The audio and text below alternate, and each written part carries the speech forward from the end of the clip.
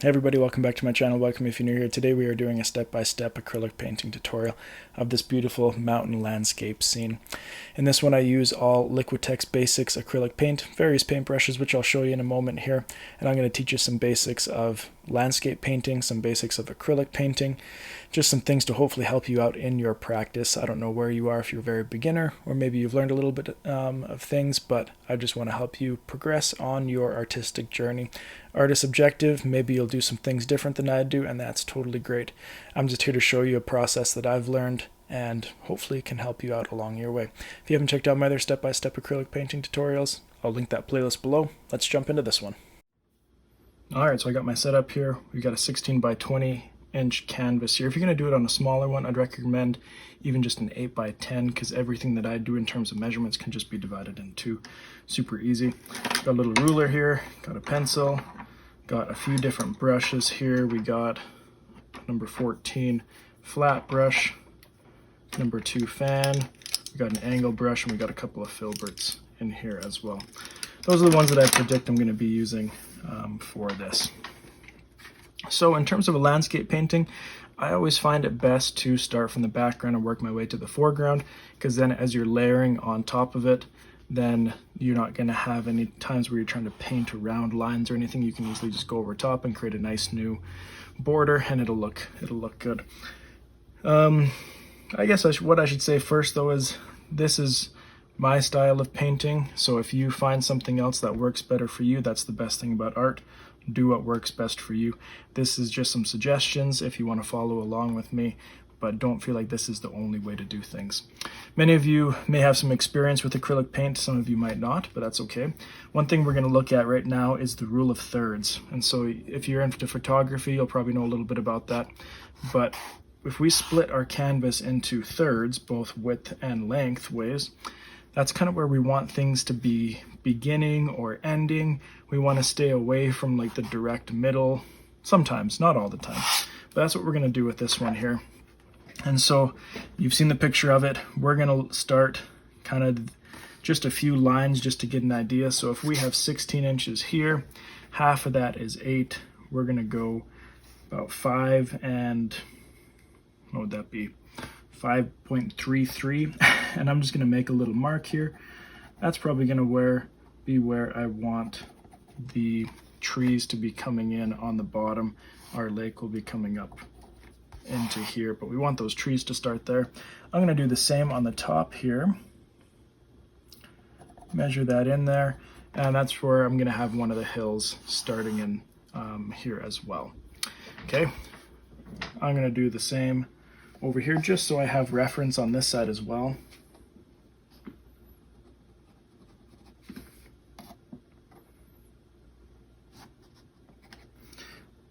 And on top, since we're 20 inches across, a third of that is 6 and a little bit there. So I'm going to go right there. That might be where my mountain's going to come in, is right over here. And we'll do the same on this side. Maybe I'll have another peak coming in right here. So here's the thing, if you'd like to, you can do a little sketch first of what you're planning to do just to kind of get an idea, or if you want to just start painting, you can go for it. I'm going to do just a little rough sketch here. So maybe I want my mountain to be right here, okay, and it's going to come up. I'll have it come more to a peak, and it's going to come down, down, down. I'm going to have it come more at an angle.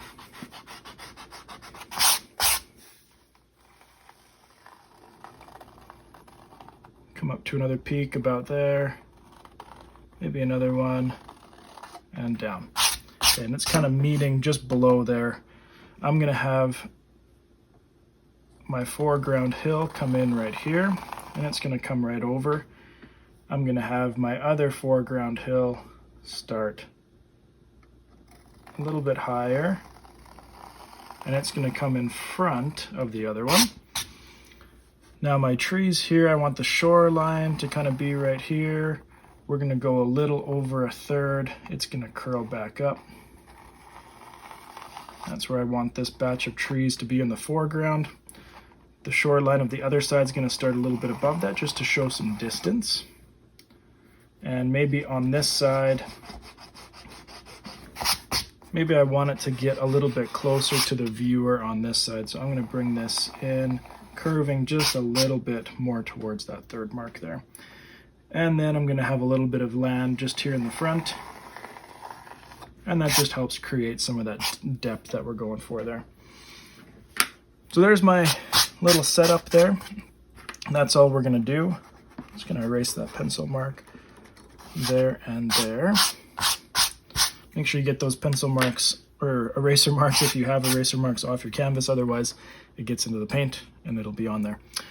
All right, so for a sky, when you're doing a sky in a landscape painting, we're just going to do a simple blue sky here, okay?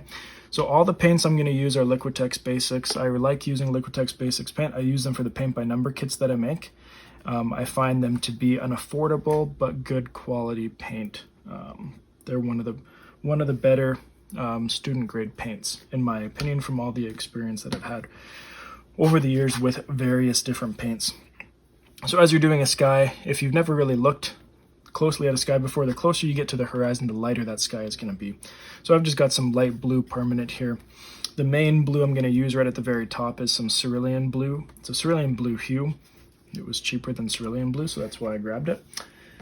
We're going to use that, and I'm just going to make it darker and work my way lighter going to the horizon line. I will use some titanium white here as well. So if you want to, you can just put some of this Cerulean Blue hue right onto the canvas there. If you want to put it onto a palette, you can. I like Cerulean Blue hue for skies. Just for like a clear blue sky, it gives a really nice color to it. Let's spread some of this around. I'm just going to use a big flat brush. You're going to want to use a big flat brush for this because we want to get some nice coverage here. Okay. So as you're going through this, you're going to want to have some nice broad horizontal brush strokes. Okay. Just going to have some nice horizontal brush strokes, just covering up that canvas here. There we go. If you feel like you need a little bit more, you can always add a little bit more. Now what I'm going to do, I'm not going to wash this off. I'm just going to leave it as is. I'm going to take some of this light blue permanent. Just going to add a few dots around. Again, you can put it onto a palette if you feel like. Don't feel like you have to go right onto the canvas like I'm doing here. And now I'm going to paint, again, still sideways, horizontal brush strokes. But I'm going to slowly work this up into the blue that I already have there. And you're going to see there it's creating some nice blending motions there between the two blues. And that's what we want. Okay, so I'm going to move it over here a bit.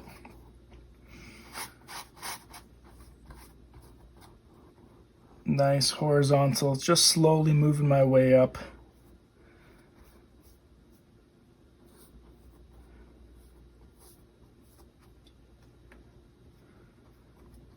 Same thing over here.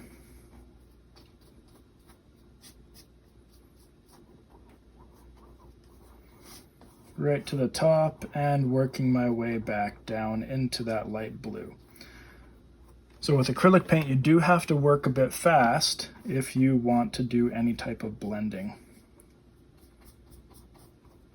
So that's what I'm doing right here, working a little bit quickly for you. Hopefully it's not too fast. And it's just creating some nice blends between the two blues.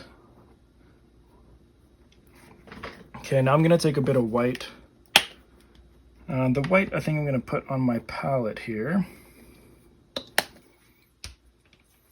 And I'm going to take just a spoonful there. I've got a lot of space right here.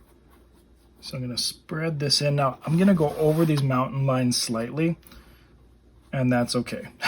Don't feel like you have to paint right up to them, and that's your border. Go over them a little bit, because then when you paint your mountains after, it'll be an easy transition between the sky and the mountains, and you won't have any blank space, because you don't want to have blank space there. Otherwise, it looks just kind of off. Okay, and again, you can see I'm just doing those slow movements between the white and the dark, sorry, the white and the light blue.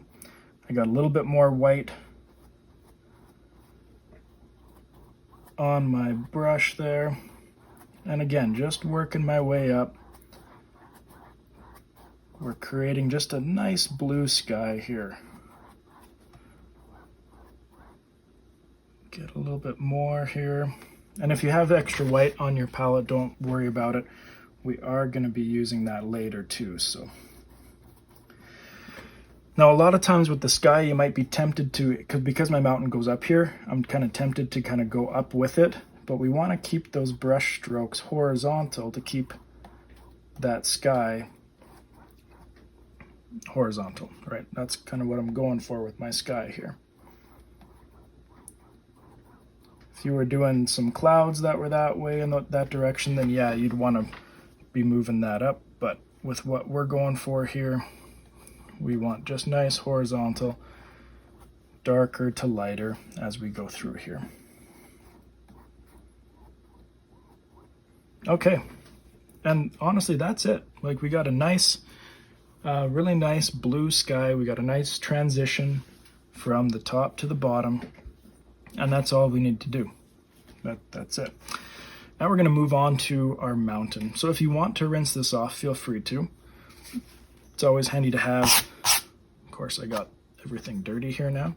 It's always handy to have some paper towel with you, or I often use old clothes that are cut up. So I'm just gonna wipe that brush off. Keep on getting my painting dirty. All right, for the mountain, we want to do the same idea as what we're going to do for the whole painting in general. We want to start with the background of the mountain and work our way to the front of the mountain. So with that, we want to do a nice dark purple color. And so if you have a purple, feel free to use a purple. If you want to mix with some blue and some red, you can make some purple. And to this purple, we're going to add some raw umber to it as well. Raw umber is just a dark brown. Yeah, you can use a black, I guess, as well if you really need to. But I'm just going to use some of this purple here. It's a dioxazine purple and some raw umber. You can see I got it there on the palette. I'm going to grab one of my palette knives here. We're going to mix these two together, creating a nice dark purple. Now, if you have a bit of that blue still from the beginning, feel free to add a bit of blue to it as well.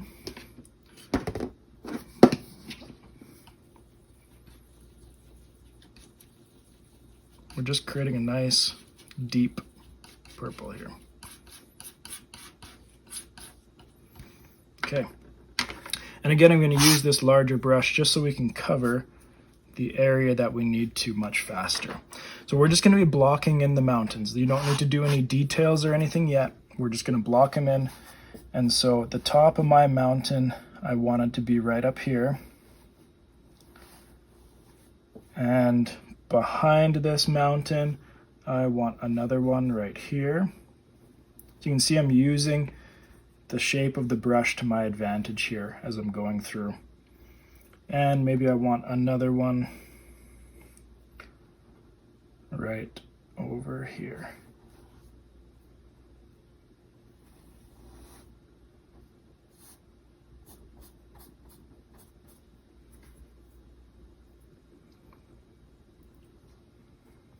Okay, and then down this side.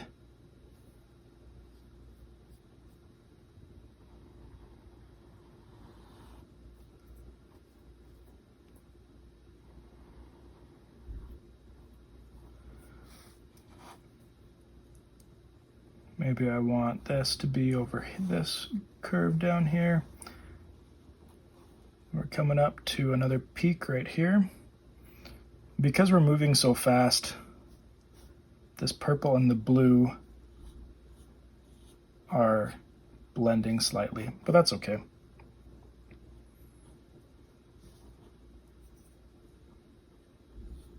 And we're going to have one more little peak right there, going down to right there. Okay, now I'm just gonna go and fill this in.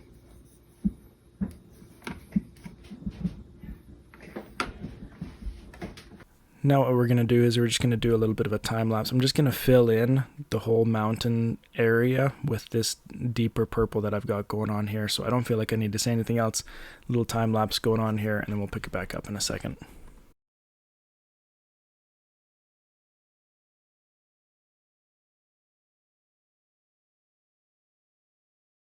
Okay, once you have it blocked in, then what we're going to do is with this same brush and with the same color that we've been using, actually I already have some right there. I'm just going to add a little bit of white to it, mix it around. So just made a bit of a lighter tone of what we've been using. I'm just going to use this with my brush vertical, and now I want to make kind of the shapes of the mountains. So when you're thinking of this, you got to think, okay, where's my sun hitting the mountains? Where the shadow going to be? Where the light part's going to be? Is there going to be some snow that we have? Or is it just the lighter reflections on the rocks?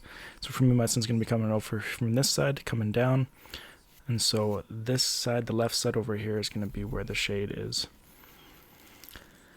So to start, I'm going to have my mountain kind of coming down this way and over, which means a long slope on the right side there. So I'm just going to go through and do a little bit of dabbing down where I think rock paths might be, you know, from erosion and stuff.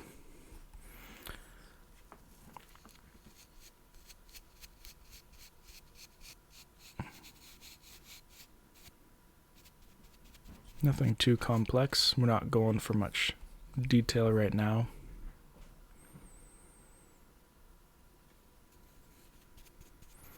Coming down right there. I'm going to do the same thing over here on these ones as well. Where are those mountain sides coming from? Which side is going to have the sunlight? Which side won't have the sunlight? Same with back on this one too. These mountains are going to kind of be behind that front one, and so add a little bit on those peaks. On the shaded side, I'm still going to have this going on as well. Though it is shaded, we still want to add a little bit of texture to it, and once we add the lighter highlights onto the lighter side, it's going to go through really nice. So I'm going to take some more white.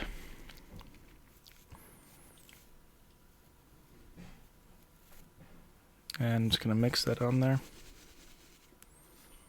Now if you want it to be more gray, start to get more gray instead of so purpley, take a bit of raw umber or a brown that you have. Just mix it in there with that purple that we've been going with. And you can see that's graying it right up, making it real nice. So I'm just doing that same thing, going along those same lines, those same rock paths that you were making there, the stream beds that you can see on the mountainside. Still just using that big brush. For the time being, this is good. I might use a smaller one a little bit later.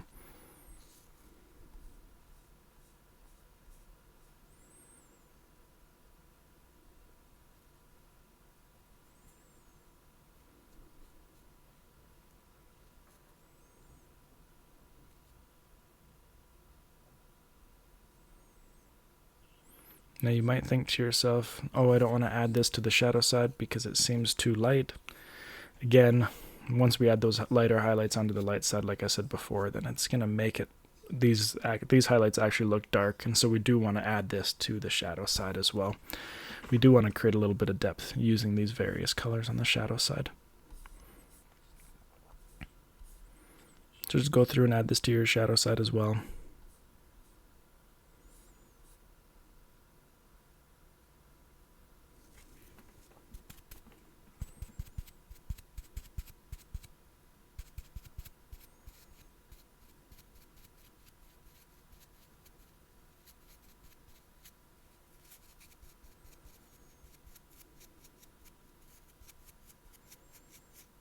Okay.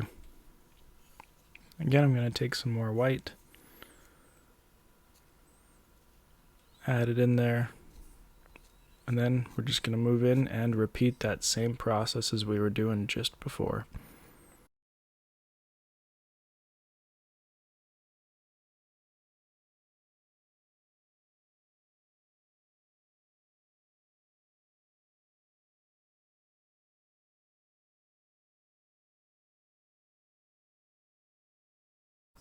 Now, something I've often found is with the shadowy side, once you start getting to that point here, that it almost always looks a bit more blurry in real life than the sunny side does. So I'm just going to take this brush and I'm just going to actually brush it in a little bit there.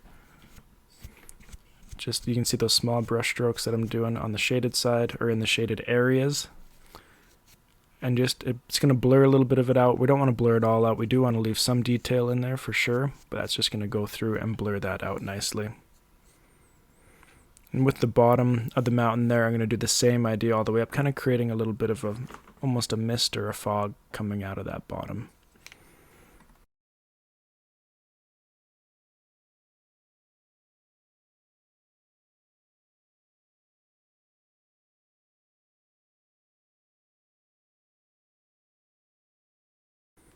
Alright, now I'm going to take just straight white and I'm going to do the exact same thing that we were doing before. It's going to blend in a little bit with what you were doing, but if you need to rinse off your brush or wipe it off, feel free to do that to keep your brush clean and to keep that nice pristine white going. And this is going to go through, you're really going to see this mountain pop as you go through and add this white to it.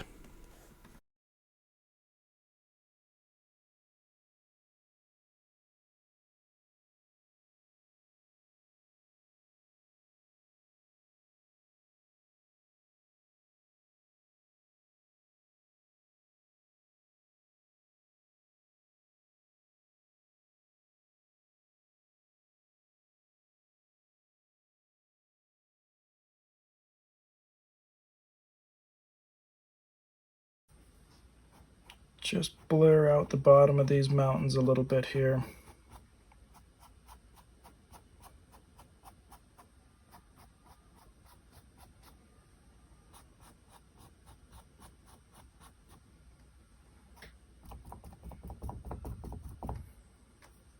And that's good. Okay, I'm going to wash this one off now because I'm going to be switching into some green colors, and I don't really want, well, I guess purple's not the biggest deal if it's on it. But feel free to rinse yours off if you want to rinse it off.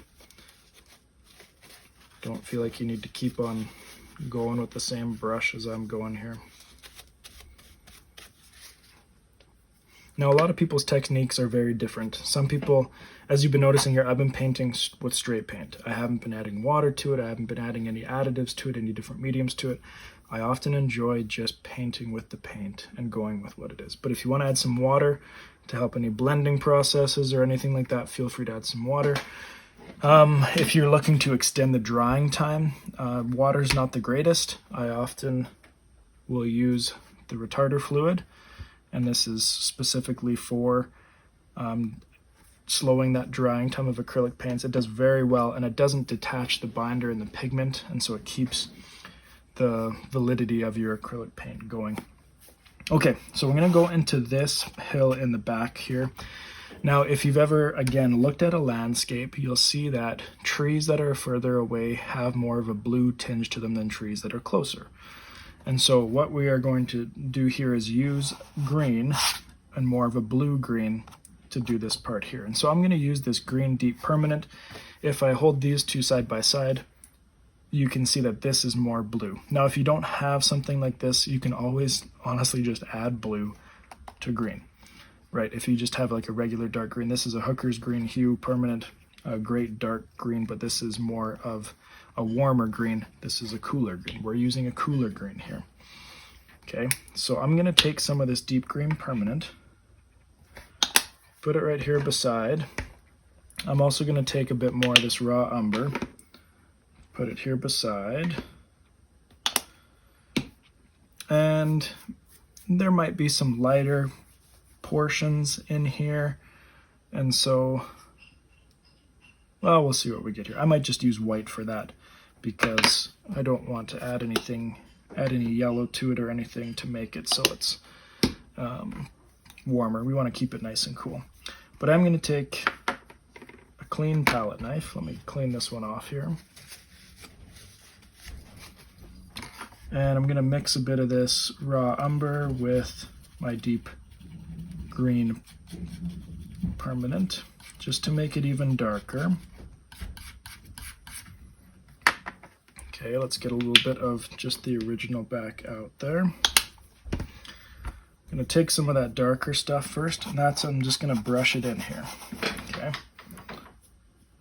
Now, depending on your green, some greens need a couple of layers, and I can tell you that this green, for me, right now, is going to need a couple of layers. Now you can see that I'm going up over top of where the mountain was there. So we're getting that nice transition between the two. I'm bringing it down past the line where I know the other hill is going to come in the foreground. Okay, and I'm just blocking in this area.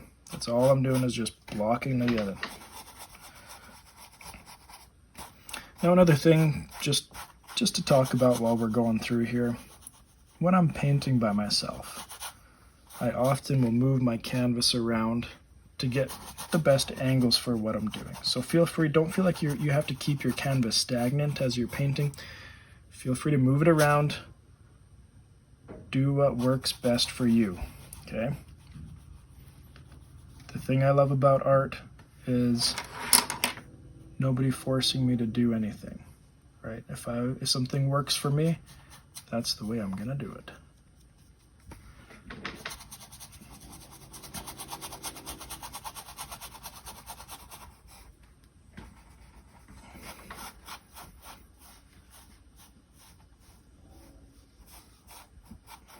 Okay, there we go, that one's in there.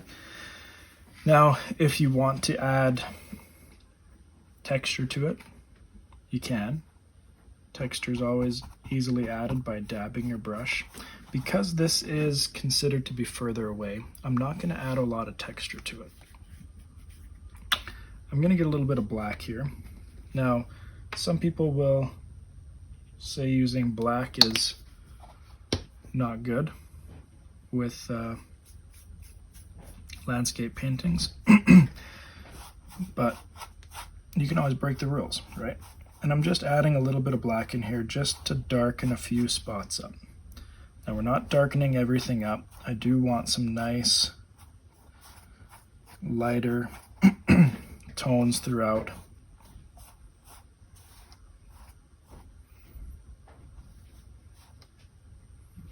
Even get a little bit of white in here.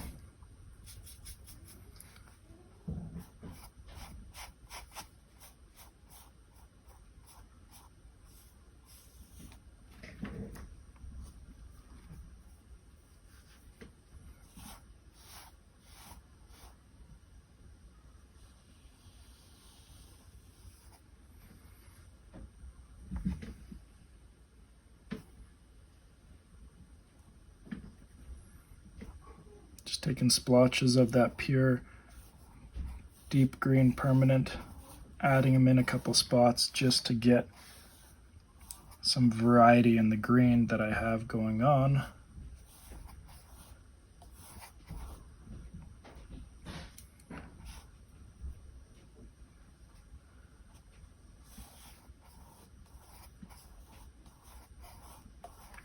Just going to lift this up for myself.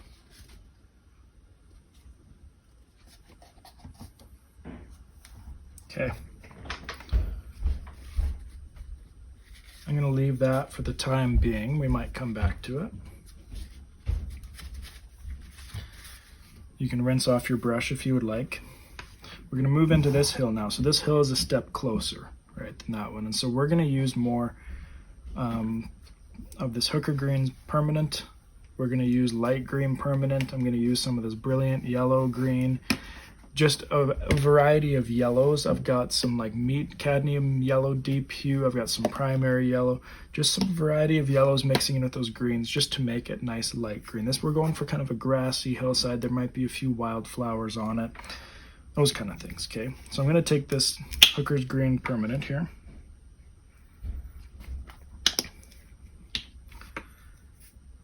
take this, I'm just gonna spread this out.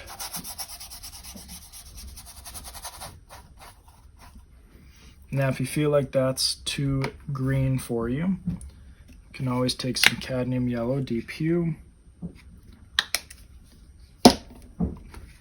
clean off my palette knife, mix these in here together. It's lightening it up a bit, but you can see it's also toning it down. It's not going to be so intense of a green. There you go, you can see that difference there.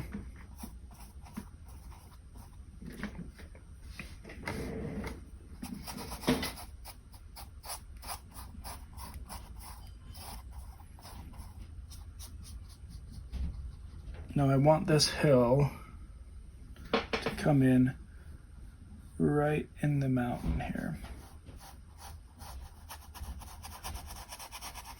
It's going to come down and intercept right there.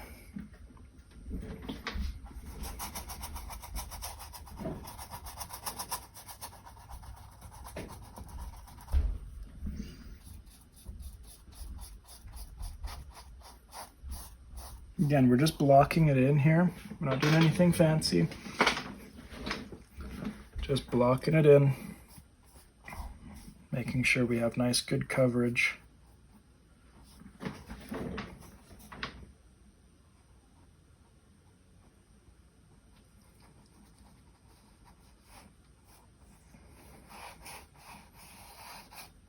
Now, greens, as you can see,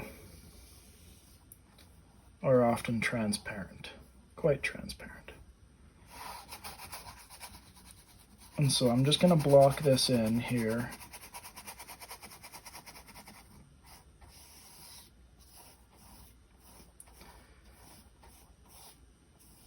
And then I will just leave it for a moment, let it dry a little bit, and then I will come back to it in the end here. At the same time, I am going to use this same green here just to block in where these trees are going to be up in the foreground. Now if you run out, you can always make more. That's the wrong green. Oh, well, that is the right green.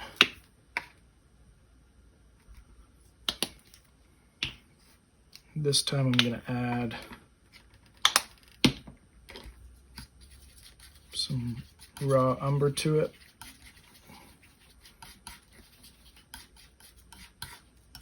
Just to darken it up there for this, for blocking this piece in. You can see it's a nice dark green, but it's not too strong of a green.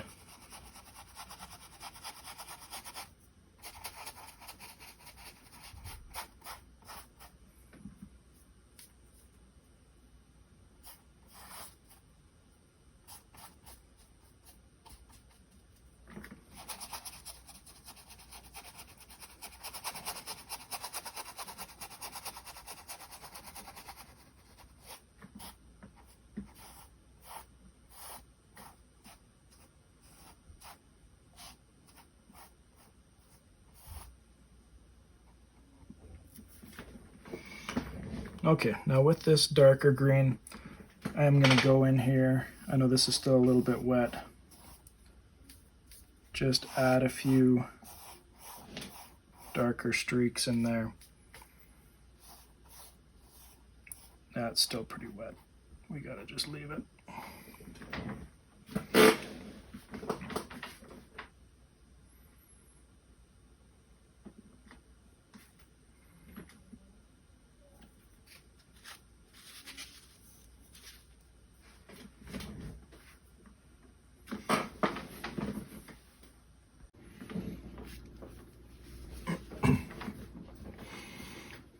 Okay, I had to take a break there, step away, but I am back now. So now these three green layers have dried, and that's actually going to probably work better for what I want to do here. I'm going to go back in with some of this more blue-green here. For that I was using Green Deep Permanent. And I just want to make it so it's not so transparent. We got a bit of transparency going on there. And again, I'm just going to make it so it's not quite so transparent. Maybe add a little bit of texture into there, but again, this is the distance stuff, so I'm not too worried about creating very, very thick texture in there. So I've just taken raw umber, some white, and some of that green deep permanent. I'm going to take this large brush again here, and I'll start with just some of this, and I'm just going to brush some of that in here. And I'm just kind of keeping the flow of the hill going, as you can see there. If you want to add a little bit of texture, you can go in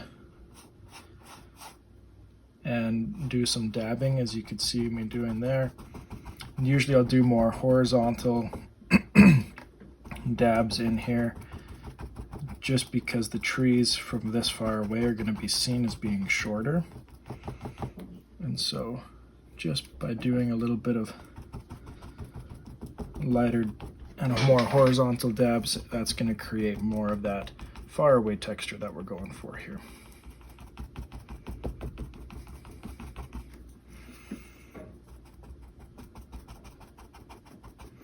And you're going to see groups of trees that are far away that are more of the same color, so maybe I'll get some of this deep green and do a little patch right here. Add a bit more raw umber to this. Maybe do that down here. Take a bit more white to some of this, creating a lighter patches throughout.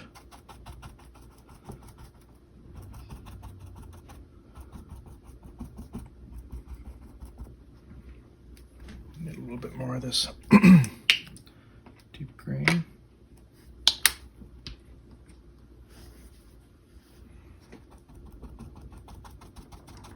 That's just creating some texture for us, making it seem nice. And you can go over that horizon, or it's not really horizon line, just that hill line a little bit, because that's going to create some texture, showing that it's kind of moving its way through there, right? If that makes sense, what I just said.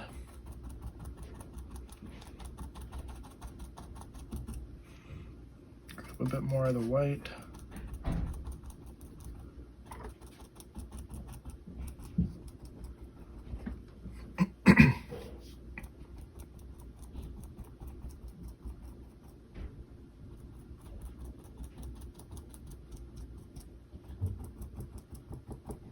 Okay, now I'm good with that. I'm just going to wipe this brush off. I'm not too worried about the little bit of blue-green that's on there still.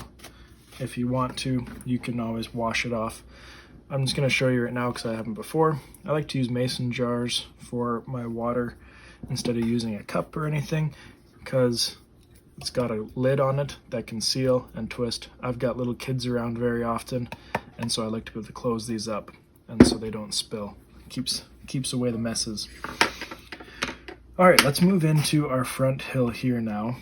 So for this front hill, I do want to grab some of this cadmium deep. Little dried piece came off there.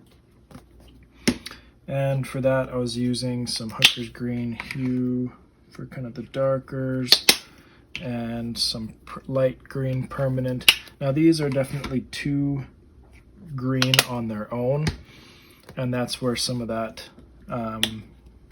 cadmium yellow deep hue and even this primary yellow, just going to soften those up for us a little bit here. So I'm going to take my palette knife, mix it in here with this cadmium yellow, and you can see it's muting that down for me nicely. Just mix that around. And I'm going to do the same with this primary yellow and the light green there. I just don't want that green to be quite so green. You can even get out a little bit of raw umber to it just to tone it down. We can have green hills, but it just is a little bit much. I'm going to mute it with a little bit of white. If you want to mute colors, white's always a good thing to use as well. A little bit more. There we go. Now that's not so bright.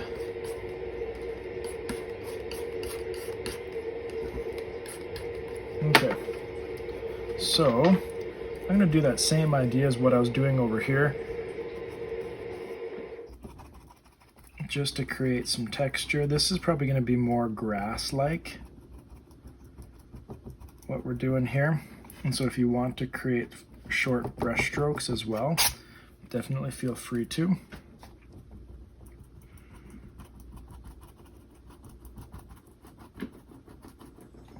Get some of this green going in here.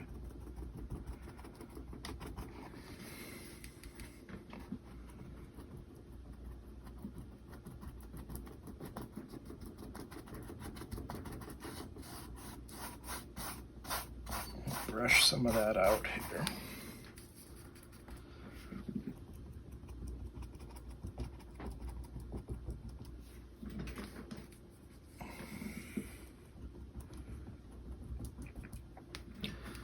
This is just my first layer I'm going to go in and add here. So you can see by putting this over top of that green foundation that we had already, some of that's still poking through, creating some different different shades of green, which is what I was going for there. I'm not going to worry about going all the way down to the bottom here because we are going to add in some trees there. We'll get to that in a minute though. I'm going to put some more cadmium yellow deep hue down. Use that in just a second.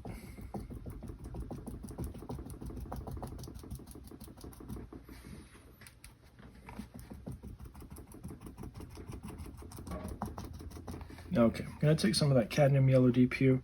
I'm just going to add this in here throughout the hill in different spots.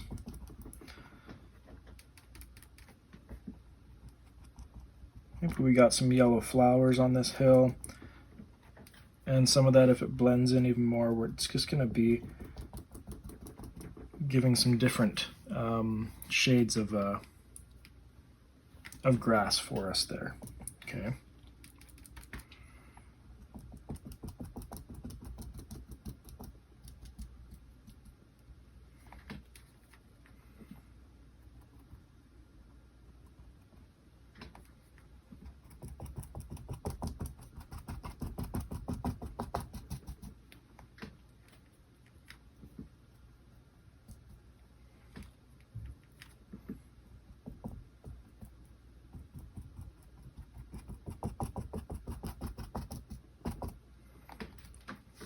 Okay, now that's all I'm going to do for that for a moment. I am going to rinse this off right now because I'm going to be done with this brush just for now. I might come, well, no, I will come back to it later with the lake there.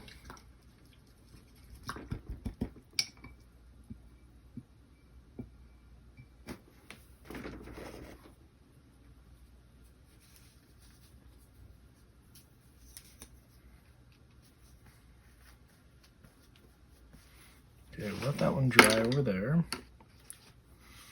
Okay, so I want to just focus a little bit here on creating some trees up front on this hill. And so for this, I'm going to use a fan brush. Now, you don't have to use a fan brush. You can use any brush that does have a flat end. Fan brushes just often will give us a little bit more texture, and so that's why I do like using them. So I'm just going to grab some of this raw umber that I have out, and I'm going to be turning my brush vertical here, so the long part is up and down, and I'm just going to dab in here some of this raw umber. So these are going to be tree trunks of trees that are along the shoreline. Now, to create a little bit of perspective, I'm going to start with some taller trees here, as if they're closer to us, and then as we move down the shoreline, they're going to get smaller. So right at the end here, they're only going to be one brush length tall.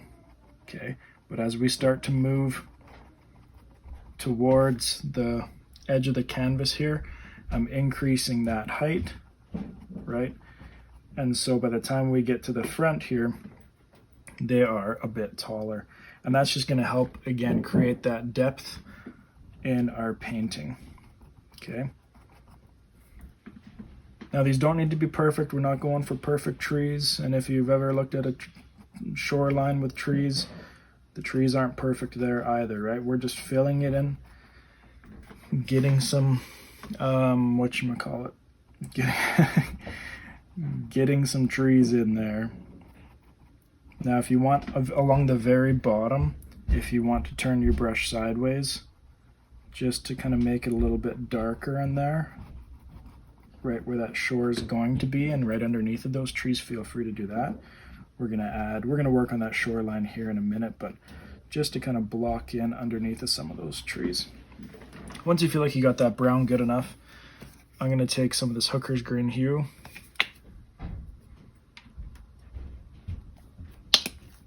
So we're going for coniferous trees on this side. We're gonna do some more deciduous trees on that side.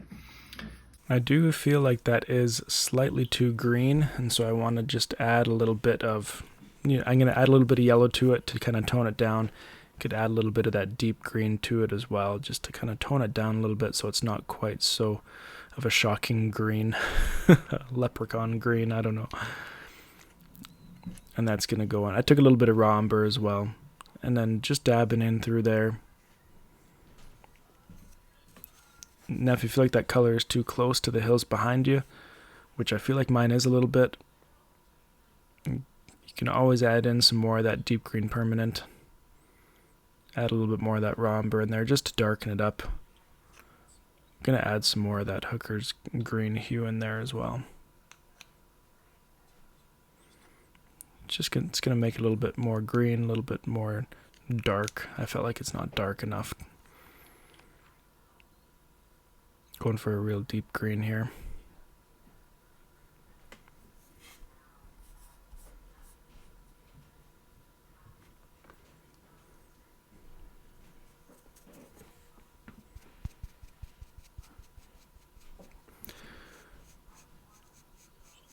In my work, I feel pretty privileged to be able to teach art to students. One thing that I find in a lot of my students' work and kind of what they miss out on is not having enough value in their work, enough contrast. And so with these trees, I'm looking at them right now and I'm thinking there's not enough value in these trees. I don't have enough lights and darks. So I'm going to take some more of that Hooker's Green, that dark green that we're using. And again, I'm going to break the rules here. I'm going to put a little bit of black down.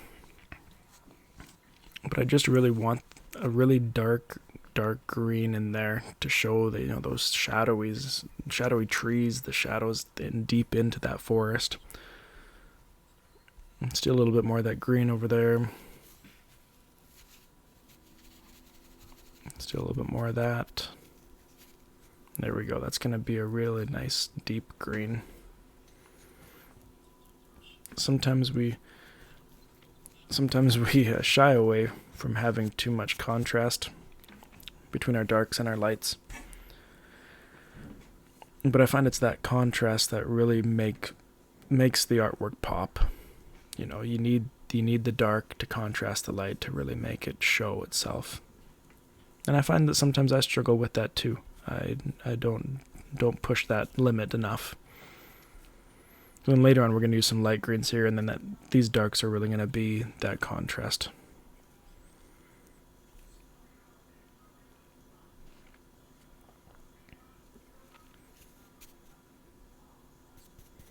We're putting on a Festival of the Arts in our school division right now, and so I've had the opportunity to judge a lot of artwork in the last day. And it's been pretty amazing to see what the students are able to do, what they're capable of doing, right? And their abilities, even at such a young age. Okay, so another thing I want to make sure that we do here is trees aren't perfectly linear, right? We're not going a nice little bell curve. It's going to be a few taller ones here and there. So make sure that you add some differences in those trees, right? Nature isn't uniform, and it's not often perfect, right? Even though it creates some pretty amazing things, it's not going to be perfect. Sometimes it's that uniformity that we try to make that makes things look off, right? So by adding some different things in there, it's going to be pretty good. All right, so I feel like I've got a good amount of dark in there. So I'm going to take some of this cadmium yellow light. Just a little bit of that there. just going to wipe off this palette knife here. It's got too much of that dark green on it. I'm going to bring this yellow right in here with that green. That's looking good.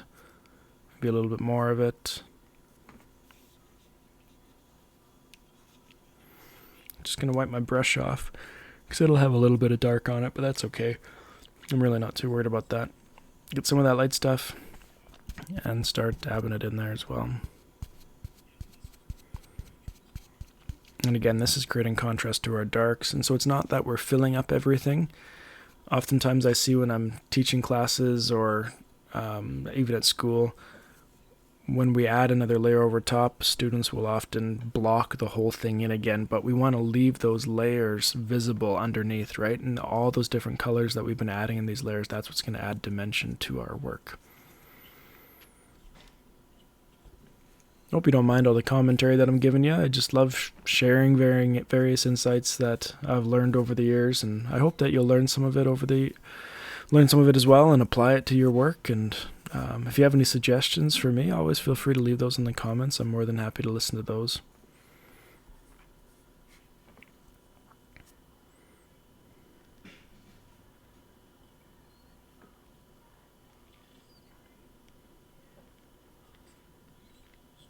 Alright, I'm going to take a step away from those trees. We're going to move over to the other side. We'll work on the shorelines a little bit later. Don't worry about that. Now for this right side, I'm going to be doing something kind of similar, but at the same time a little bit different. We're going to do more kind of deciduous trees, more of a canopy over top with some leaves coming down, tree trunks throughout there. And so for our tree trunks, I'm going to use some raw umber and some burnt umber as well. That's actually burnt umber that I'm using right now. So if you have burnt umber, feel free to use some of that. Then there's some raw umber in there. The burnt umber is just kind of a warmer and lighter brown than the raw umber is.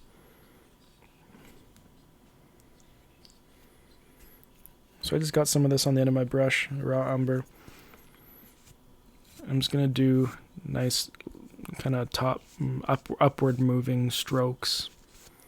Just creating some of those tree trunks that are going to be going in there. They're closer to us in terms of distance, and so it's just adding a bit of purpose to our tree trunks instead of just dabbing them in. And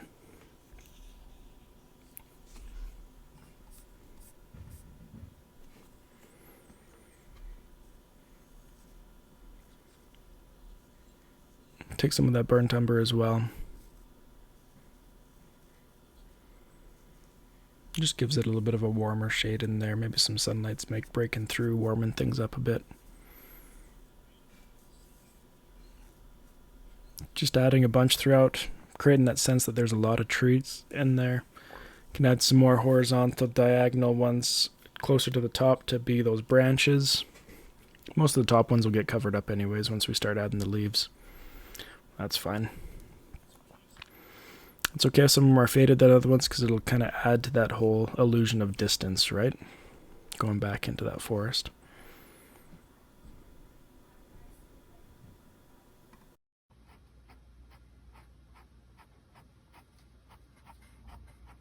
Just kind of lightly brushing in. There we go. Okay, now I'm going to take this dark green that we had in there, and I'm just going to kind of go in and dab some of this around, okay? Especially kind of in that background, in between the trees, and kind of lower down here, because this is going to be the stuff underneath of that canopy that we're creating that doesn't see a lot of sun. So I'm just kind of dabbing that in there. Can add a few of these up top as well. And as you can see, as I'm moving up top, I'm moving my brush more horizontal, right? Underneath of these trees especially, I'm going to add some of this in here. And again, we'll focus more on the shoreline in a few moments there, but I want to add that in there. Okay, I'm going to take some of this medium green that I have, and we're going to dab this around. And as you can see, I'm working more upwards now than I am downwards, but still a few marks towards the bottom.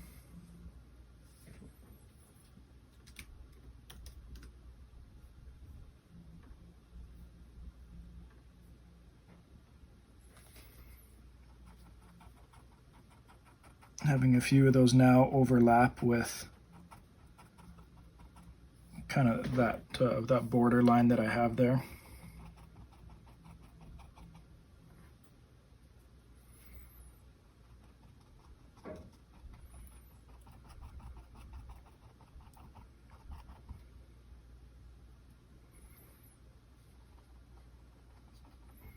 And towards the end, I'm going to have more of that lighter trees coming out there. Again, a few right in there. And a few on the bottom here as well. Okay, now I'm going to take that light green that we had working on here. I feel like it needs to be a bit more yellow. So I'm going to grab some more of that cadmium, the deep hue there. Just mix some of that in.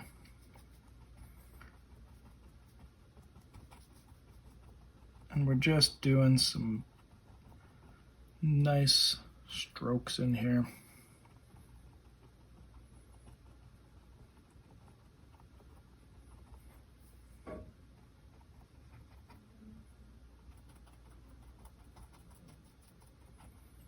And again, the odd one can kind of work its way down a little bit, but we really want that to kind of look like, okay, the majority of the light's being blocked by these trees.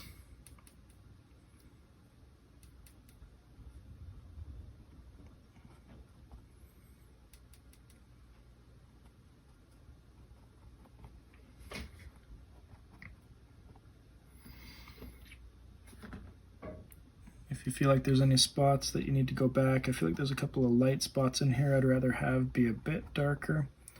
So I'm just gonna dab that in there a bit.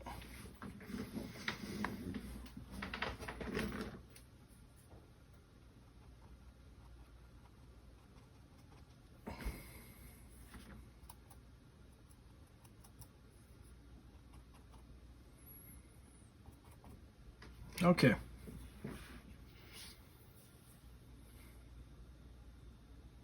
Let's take a bit more of this cadmium yellow deep hue.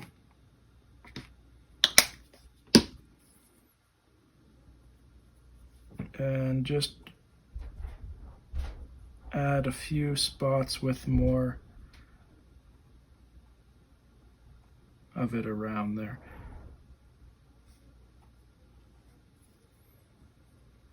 I just feel like when there's too much green, it's just too much green.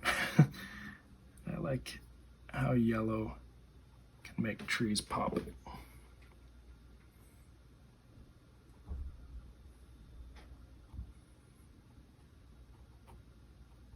Okay, good enough. All right, let's move on to our shoreline here. For the shoreline, I'm going to use raw umber and maybe a little bit of burnt umber in there. And I do want to create more of like a dirt shoreline. That's what I'm doing here. So I'm still just using that fan brush that we were using 2 seconds ago. And just over, a little bit over top of what we were doing. Just doing a little bit of a shoreline. Now we are going to cover some of this up soon. And so once you have a bit laid down there, then you'll be good.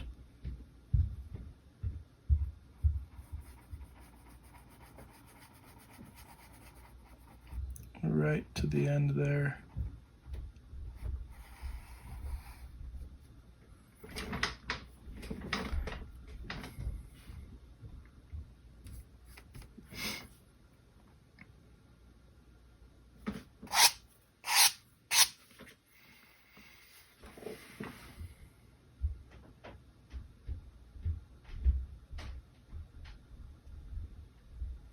Okay, I'm going to be done with, no, I'll keep my fan brush out. never mind. All right, let's work on the reflection. So our reflection, let me grab my pencil here. We are going to do a little bit of a reflection of these trees and of the hills there and of the mountain a little bit, but I do still want to show a little bit of the sky. On the practice one that I did before doing this one here, I only did the trees, mountain, and hills without any blue reflection in there. I felt like it was missing something. It didn't look quite right to me. So I'm going to have the trees kind of be right here, and we'll create trees.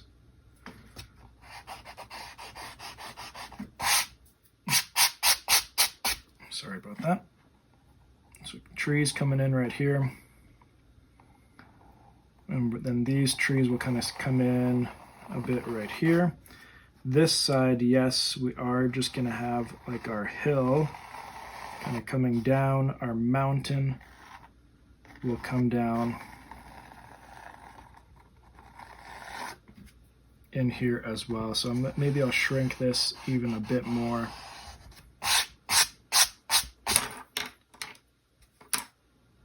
So I have space for the mountain and our hill coming over here as well. I just want to have enough space for that blue to be in there as well. Okay, so for this we're going to use a lot of the same colors we've just been using, but I do want to also introduce a little bit of bright aqua green. Is nice for adding into reflections. Turquoise blue isn't bad to add into reflections as well. Just more of those green blues as we were kind of using before. And in the reflection, everything is going to have a bit more of a blue-green tinge to it than what it does on the non-reflection part. Okay, so for the reflection, you can feel free to use these still. So what I'm going to do is I'm going to take a little bit of this turquoise or bright aqua green. Just put a little bit out there. I might just put a little bit of this turquoise blue down here as well, just to grab if I feel the need to. And let's try a little bit of this. I'm just going to mix this in with our dark green that we had going on here. Mix a little bit of this aqua blue with this green. A little bit of this. Okay, that turned out to be a lot of that. That's okay. We'll be able to make that up here.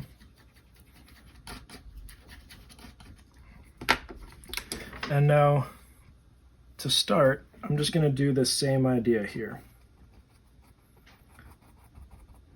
We're going to dab in some of this darker green.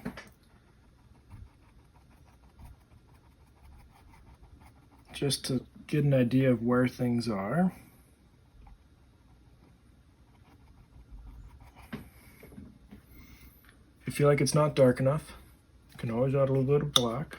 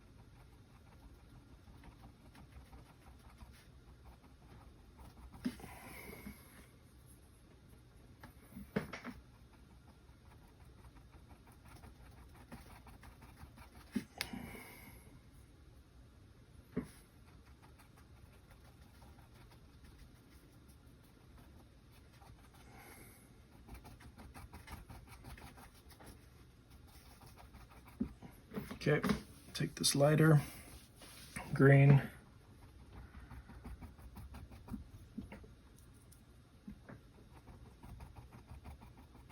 I'm not worrying, again, too much about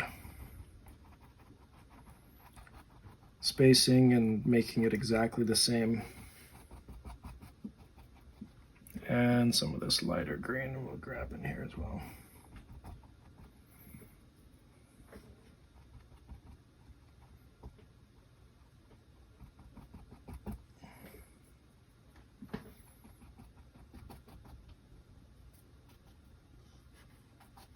Okay, now what I'm going to do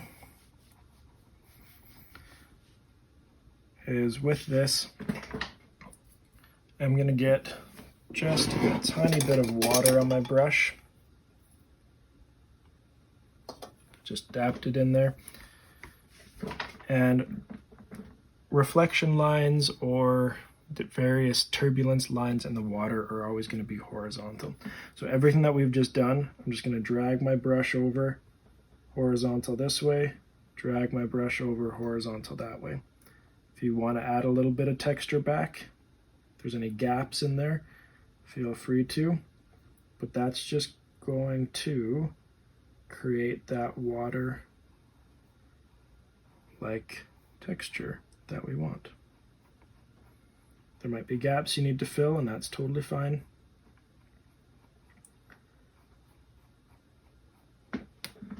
Feel like you need to add a bit more dark to spots and brush it out. Go in and add some more darks and brush it out. Okay.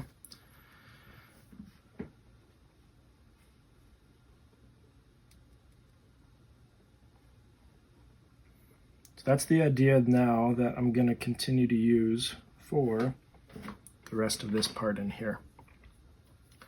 So let's grab, what do I need to grab here? Some light green.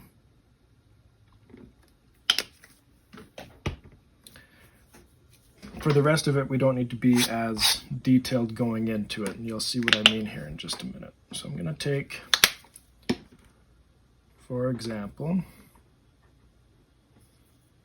some of this light green, mix it up here with some of this yellow to tone it down. Put a bit of this blue. Okay. So I'm going to take this, block in up here.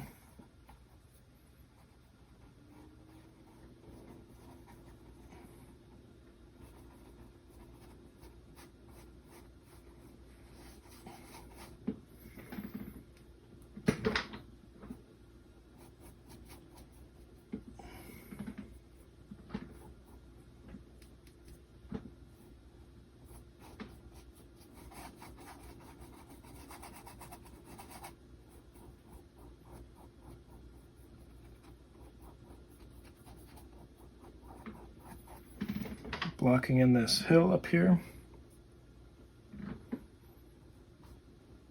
And again, I'm going to keep things horizontal where I can.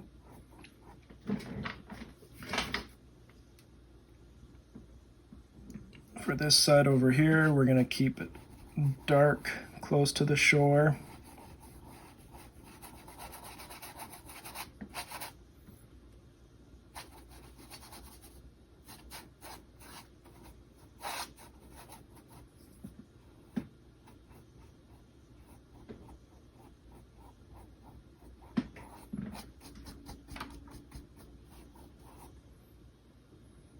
And then as we get higher, I'm going to just dab a little bit of this into it.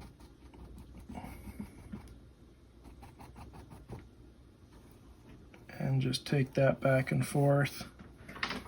We need some more of this yellow in here. Ooh, that was close, almost lost the brush. Could have been a disaster.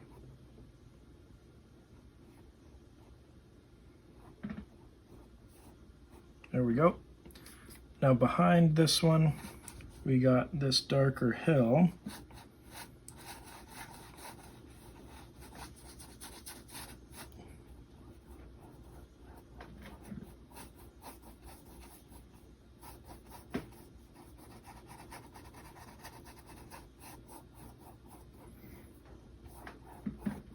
You can see I'm trying to work fairly fast, and that's to keep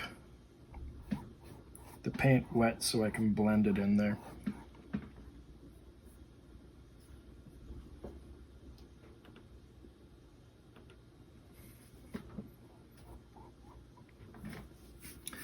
And then above that we have our mountain. Okay, so now above this I need to grab some of that purple again that we were using. I got brown and blue already here, so I'm going to take some of this blue instead to mix with the purple. Some of this browns as well.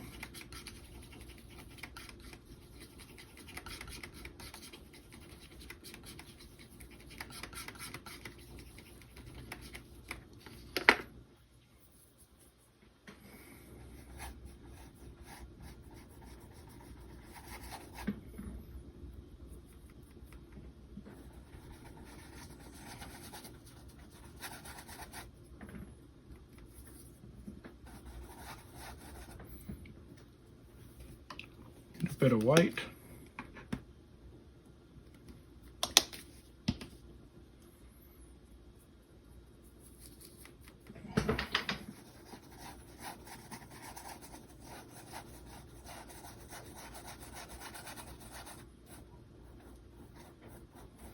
Now, not every landscape that I do with a lake has a reflection like this. I just thought it would be fun in this one to create a reflection. So as we get closer to this part, you can see the mountain turns a bit lighter, so I am going to put a bit more of white into the paint there. I'm going to blend it into that green in just a minute.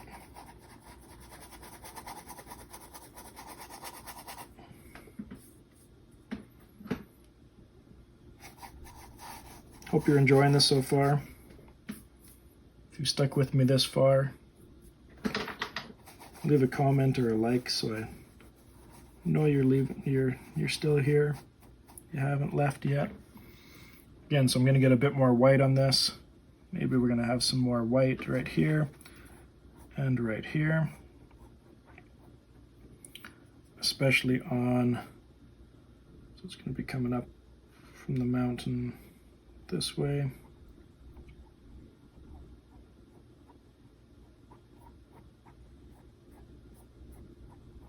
If you go down to the bottom, it's not the end of the world because we're going to be going into there anyways soon and going over top of that. Alright, so I'm going to get more horizontal now, again, right?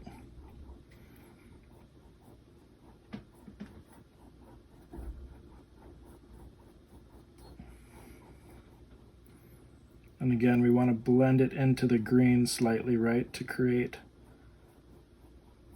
that watery effect.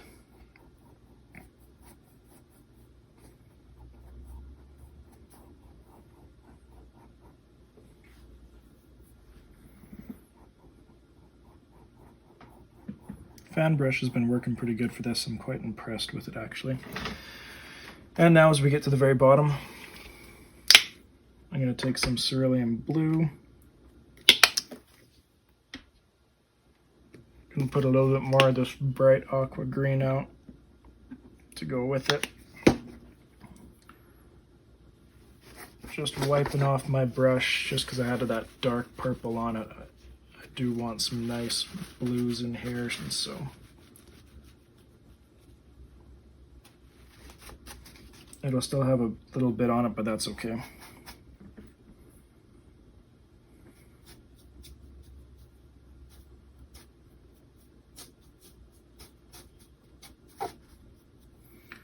Gonna give it a little bit of turquoise mixed in there. Let's get some white up in here and some light blue permanent.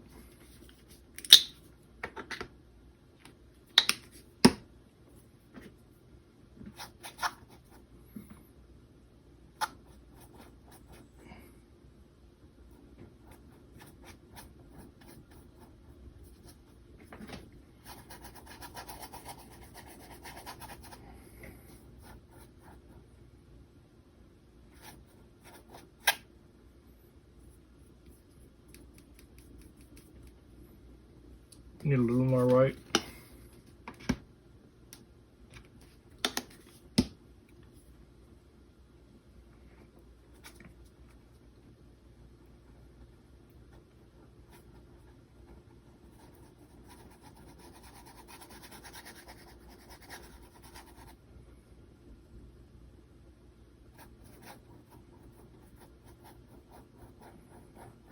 Again, nice horizontal brush strokes. And once you feel like you got your blues good enough, then you can work them back down into the purples there.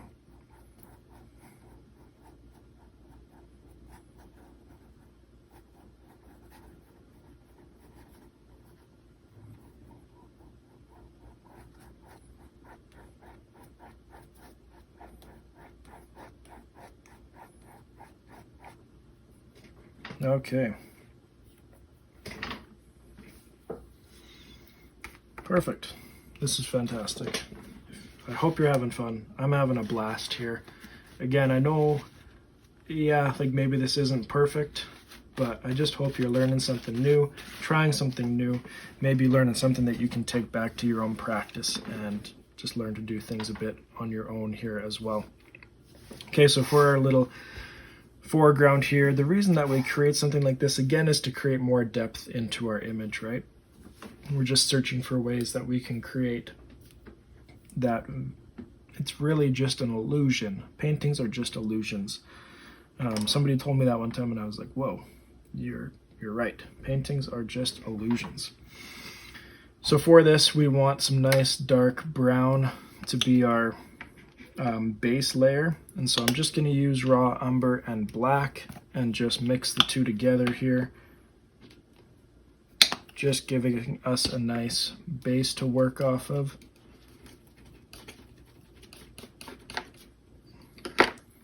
I'm going to be done with the fan brush for now.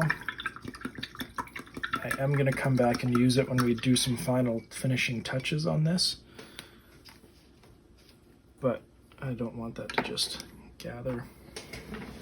You can go back to using the larger flat brush if you'd like. I'm going to move to just this smaller angular.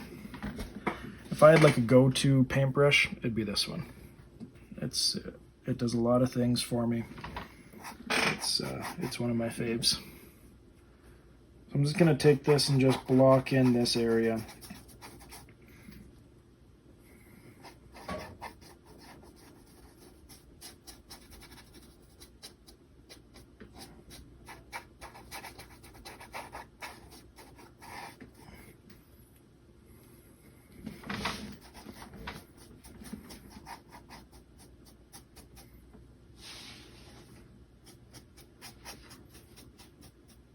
And here we do want to go over top of the blue a little bit.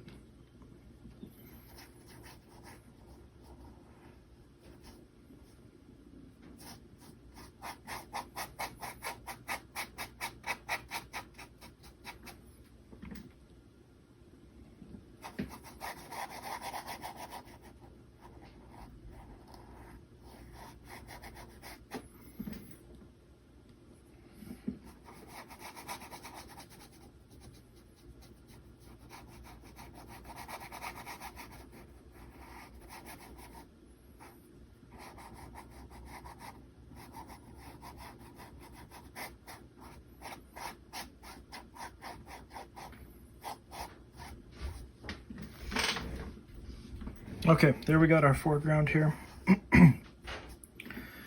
Now what I'm going to do, I will just wipe this brush off so it's not quite so dark on there anymore. I'm going to take some of this green. And with that green, we're just going to go in there and I'm just going to dab it throughout. And yes, this dark, really dark brown that I've made is still wet, and so that green's going to blend with it throughout. But I just want to create a little bit of a soil bed that we're going to be creating a few shrubs on. And so I'm just going to go through and dab it, do another little time lapse here so you don't have to watch the full thing. If you want to do a few various shades of green, we are going to do that throughout, but feel free to do some of that now if you have that.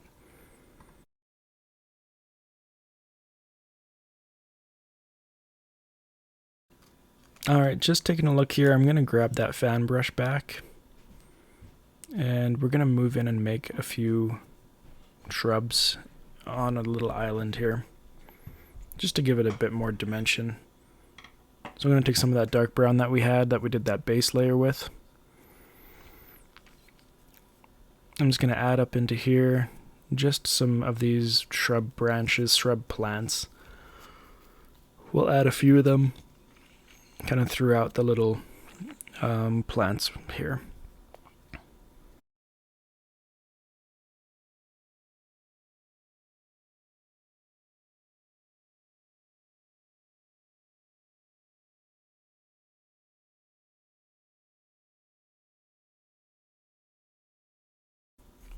Okay, now over top of where we have those branches coming up and these little shrubs, we're going to want to add some nice light green in here for the leaves.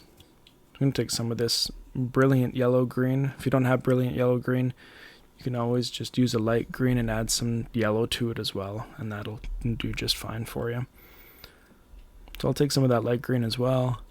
I'm going to grab a clean palette knife, or I'll just wipe off the other one before things get too dried to it, and then you can always scrape them off after. So I'll take some of this cadmium yellow deep hue, mix those two together. Lovely. So these shrubs are going to have some nice green leaves on them. So take some green there, and we're just going to dab in around those branches. Now the branches, like your leaves don't have to be right against the branches. You can go a little bit further away, and that's just part of how the illusion works. It's going to mix in a little bit with what's below it, and if you don't want it to mix in with what's below it, you can always just wait and let it dry, and then that will go over top much nicer. Just for need of time right now, I'm just going to go ahead and continue to work with this. So keep on dabbing that in from one green to the next.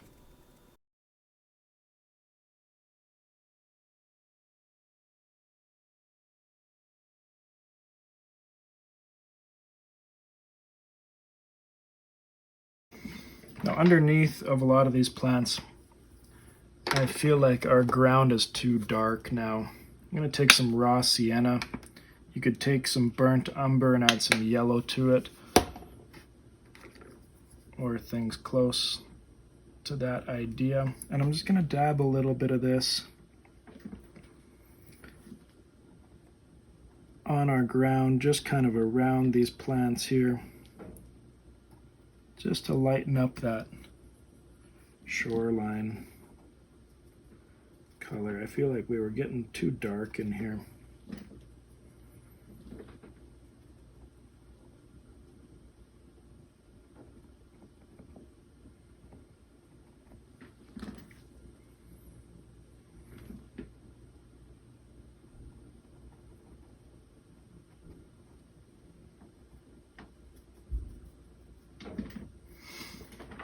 And now I'm going to take some of this bright yellow green, add it around in here as well.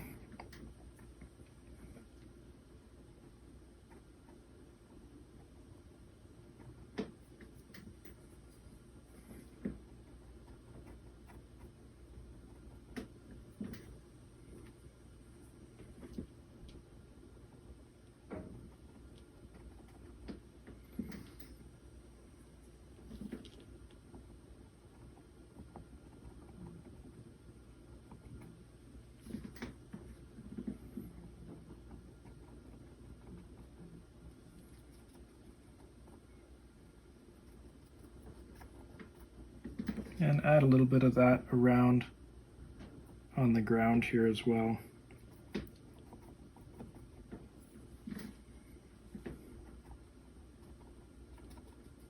Okay, and then the finishing touch I want to add to these shrubs is yellow.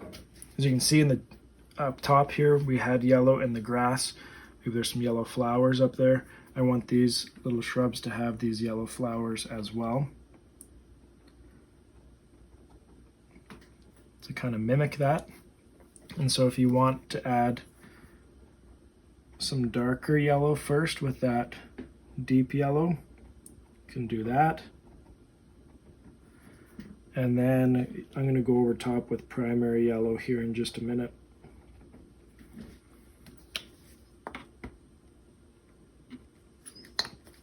Something just a little bit lighter there.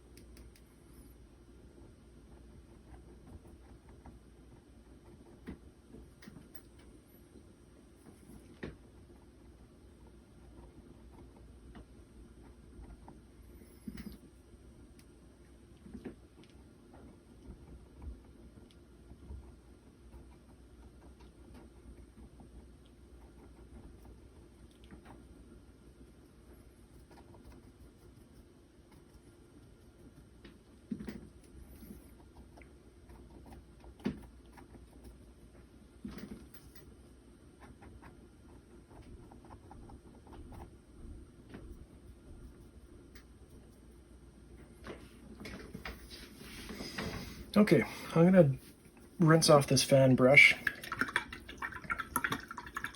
because now what I want to go back and do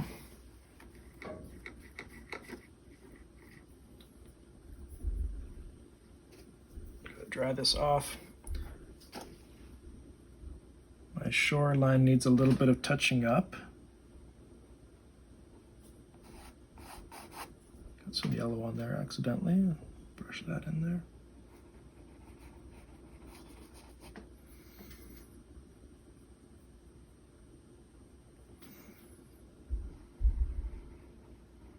I'm going to bring this shoreline out just a little bit there.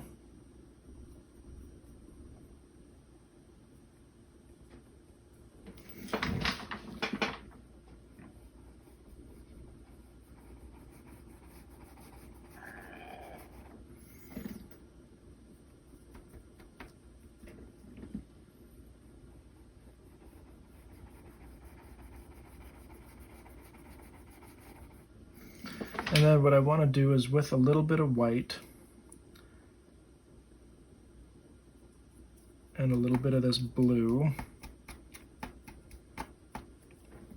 I want to go in and just create some little horizontal, well, more so horizontal lines, lighter lines coming off of that shoreline.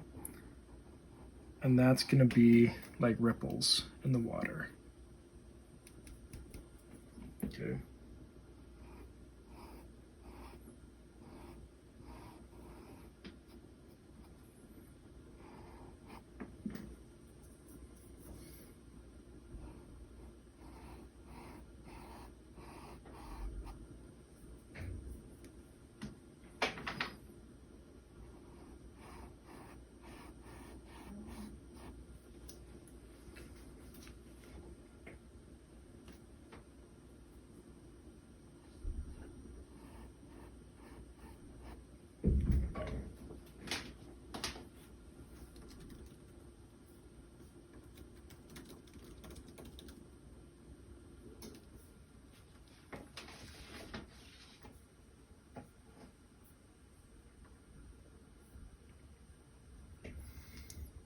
Make a few a little bit lighter here.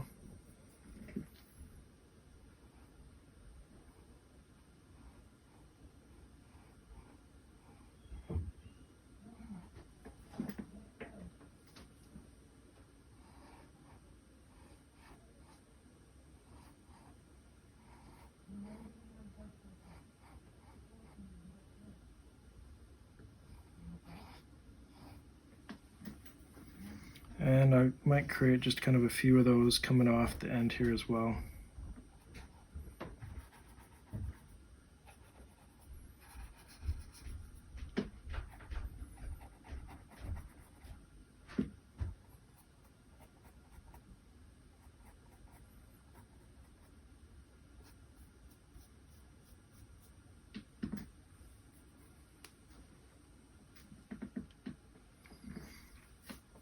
Okay, at this point, if you want to go back in and touch anything up, it's obviously a good time to do that. some yellow on that spot somehow. Dab a few pieces around just to make it so it's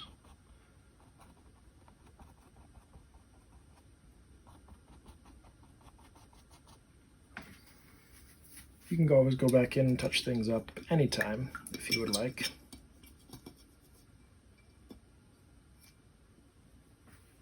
So I just splash my painting.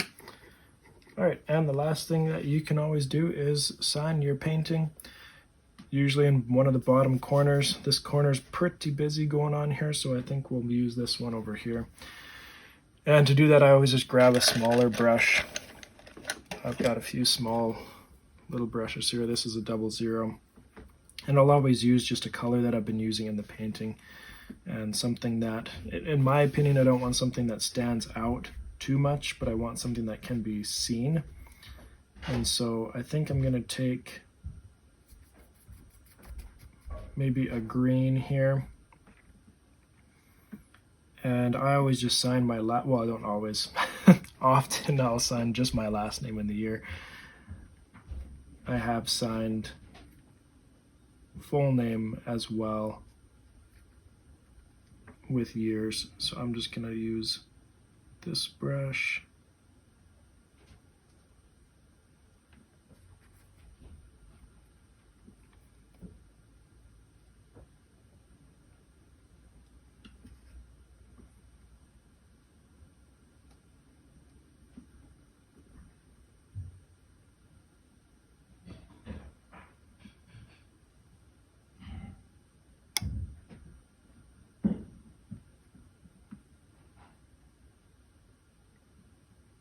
There we go. Sloan 24.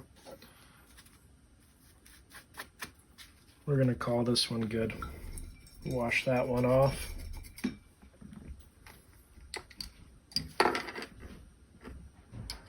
Alright, so thank you for following this tutorial with me today. I really hope you enjoyed it and learned something new that you can carry on to your own work.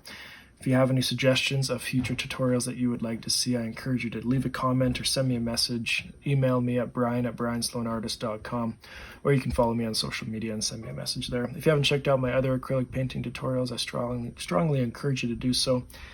Again, thanks for following along. We'll see you next time here on Brian Sloan Artist.